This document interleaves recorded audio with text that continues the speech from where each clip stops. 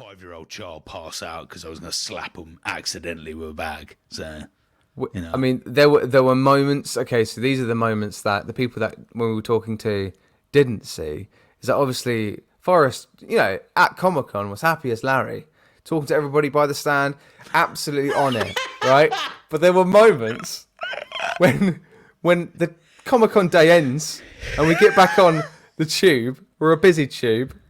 Oh, then the Beast Forrest comes out. And then we get a different side of Forrest. Oh, mate, it's too hot in here. I've got to get out of here, mate. We've got to make a decision. Where are we going, Matt? Where are we going to eat, Matt? I would like, you are shoved me under a lot of buses here, Matt, boy. You've seen me. You are metaphorically getting Thor's hammer and shoving me in the neck here, mate. I can't breathe.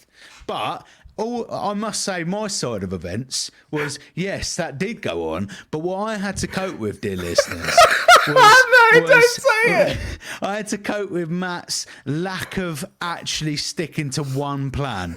So we were sat on a tube, and he's like, we'll go, Forrest, we'll go to Camden. No, and then literally a tube later, no, actually, let's go to the north of London. No, I tell you what, it's a bright idea, Forrest. On Halloween, on Saturday night, when we both are feeling a little bit tired, let's go to central London and go to a pub.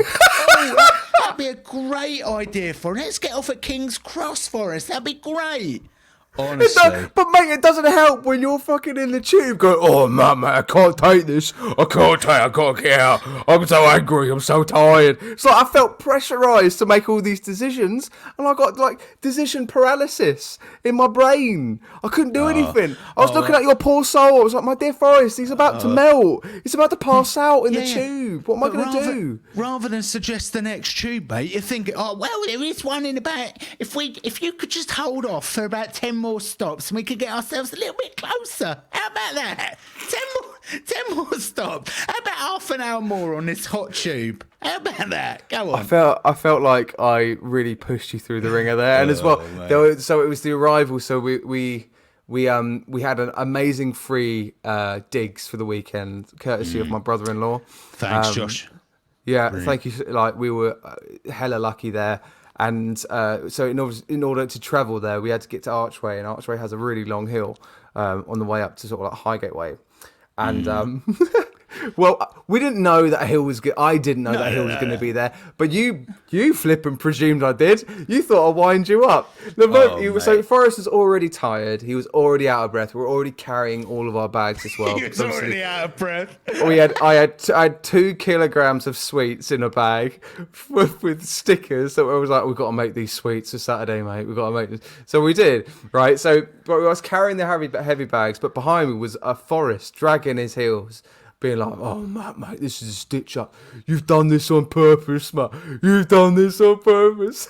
Yeah, honestly, if I could tell you, listeners, think about the Cheshire Cat's grin and think 10 times the fucking size of that. I'm trying to get my fat ass up a hill, and I've got Matt looking at me like butter couldn't melt, with the biggest fucking smile on his face.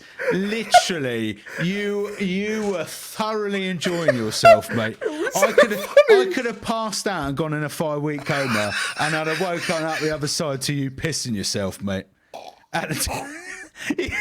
Well, at least we had a good innings on the Friday. What a good Friday we had. So funny.